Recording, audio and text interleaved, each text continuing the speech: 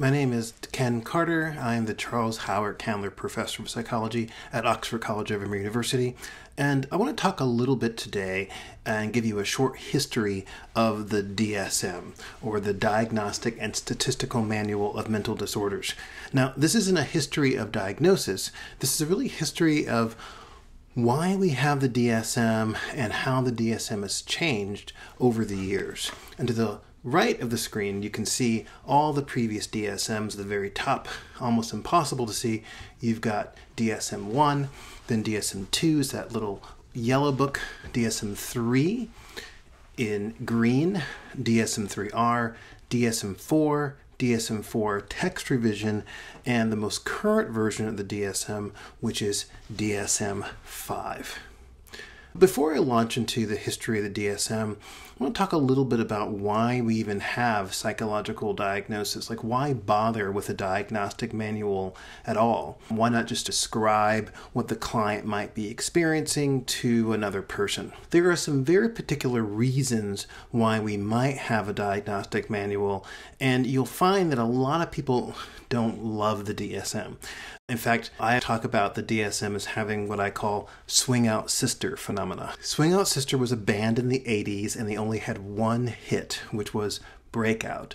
When they got interviewed about their band, they asked them about their name, like, why did you choose the name Swing Out Sister? And they said, we couldn't find a name we all liked, so we picked a name we all hated, and that was our compromise. And the DSM is a little bit like that. There are lots of different kinds of people that want something from the DSM, and they all get a little bit unsatisfied by what the DSM gives them. But back to our question. Why bother with a diagnostic manual? First of all, it helps us to organize the chaos of all the individual symptoms that a client might experience. For example, if you're familiar with the diagnosis of depression, a person might have 7 or 6 different symptoms of depression, but they don't have 7 different conditions. Understanding how the clusters of the symptoms might occur together will help people to organize all of those individual symptoms. Also, DSM aids in communication. So if one person is explaining to another person that a client might have PTSD, it's a great shortcut for being able to communicate lots of information from one clinician or researcher to another. It can also be a validation of a client's experience. As a clinician myself, there have been times I've actually taken out the DSM and shown the individual symptoms to a client to help them understand that the things that they're experiencing has a name and a typical course and a typical way to treat it as well. It can also help with research. In fact, my early interest in the DSM came from being a researcher and having to do diagnostic interviews all around Michigan, and so I learned a lot about the DSM. It can also help practitioners plan treatments and to establish a prognosis. So different kinds of conditions may have similar symptoms, but the way that you treat it and how it might likely play out over time can be very different. So who uses the DSM? And this goes back to that whole swing out sister phenomena. One of the reasons why the DSM is so imperfect is that the diagnostic manual serves lots of different purposes for different constituencies, and each group wants something very different from the DSM. For example, researchers. What researchers want from the DSM is they use it as a tool for clinical investigation and to determine the course and effectiveness of treatments. If you're a researcher, it might make sense to send a graduate student all around Michigan to do 3-hour interviews to be able to diagnose a client. What you want is a very detailed, specific diagnosis. And so researchers want that detailed, accurate diagnostic criteria, and they may not be as concerned about how long it might take for them to get that diagnosis. On the other hand, practitioners use the DSM often as a tool to understand different conditions, to apply treatment plans, and for reimbursement. So you have mental health practitioners who want this uncomplicated, user-friendly criteria, And on the other side, you have researchers that want something very detailed and it doesn't matter how long it might take. The legal system also uses psychiatric diagnosis for criminal responsibility, for custody rights and insurance payments, and the everyday person, the general public, also can be influenced by the DSM because it really influences the way that we call different conditions and the way that we view mental illness. The 1840 U.S. Census was one of the first times in the United States that we had a diagnostic criteria for mental illness, and it was extremely simple. There was only one category. It was idiocy, insanity. So you either had that or you had nothing. It took them some 40 years or so to come up with a better system. The 1880 census had about 7 different categories, and a lot of these should seem familiar to you today. There's mania, which is probably a lot like bipolar disorder, melancholia, which is undoubtedly like depression, monomania, which is extreme preoccupation, probably a lot like OCD, paresis, which is weakness of voluntary movement. Given when it was, I'm guessing it had probably something to do with syphilis. Then there's dementia, then dipsomania, which is a craving for alcohol. These are the 7 categories you had back in 1880. Now, the grandmother of the DSM was this book. It was the Statistical Manual for the Use of Institutions for the Insane. It came out in 1917, and it was developed by a committee that would eventually become the American Psychiatric Association and the National Commission on Mental Hygiene. It had about 22 disorders in it. Other diagnostic guides that have come out over the years included the Standard Classified Nomenclature of Diseases that came out in 1933, had a psychiatric section, and then the Office of the Surgeon General had a book called Medical 203 and was used primarily by the Veterans Administration. Then, a really interesting thing happened in mid-1800s. There was a book that came out that was called the International Classification of Diseases. And it was a book that was a guide to different kinds of causes of death, otherwise known as mortality, because they wanted to make sure that deaths were recorded in similar ways around the world. It made some sense. The 6th edition to this ICD also included illnesses or information about diseases, otherwise known as morbidity, and it had for the very first time in 1949 a section on mental disorders. Now, apparently in the United States, when they saw this ICD-6, they weren't that happy with it. So there was a commission that was tasked from the American Psychiatric Association to develop a version of that ICD mental health section for use in the United States. And the DSM ended up being an interpretive guide to those ICD mental health conditions. So in the DSM, you'll see some codes there. Those codes are ICD codes. They are to categorize the DSM diagnoses with the International Classification of Diseases. DSM-1 came out in 1952, and it was a very different book than what you may be familiar with today. There weren't as many specific diagnostic criteria. It was really an adaptation of that Medical 203 book and the Standard Nomenclature of Diseases. Very psychoanalytic in its approach. The disorders were listed briefly and then defined. The big purpose of the DSM-1 was really used to keep statistical records. DSM-2 came out in 1968, still very psychoanalytic. It was aligned a little bit better with the ICD. Disorders were listed briefly in paragraphs, which pretty much allowed people to diagnose and interpret the DSM in any way they wanted to. It really wasn't that reliable. And then something really interesting happened. The ROSENHAN pseudo-patient studies. Now, if you're familiar with the ROSENHAN studies, there are 2 things I want to point out about them. Number 1, it really led to the death of DSM-2. And there's another sort of interesting thing I'll talk about in just a moment.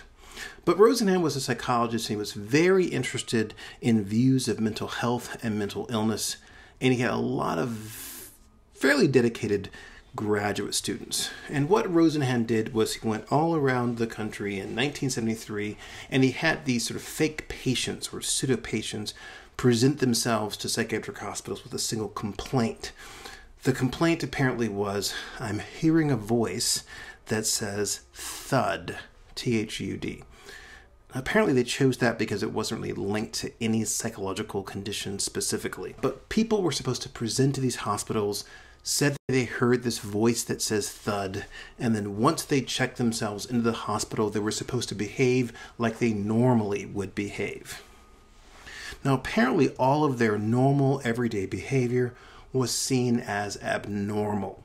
And they all got diagnosed with different psychological conditions, and apparently some of them had trouble getting out of the hospitals.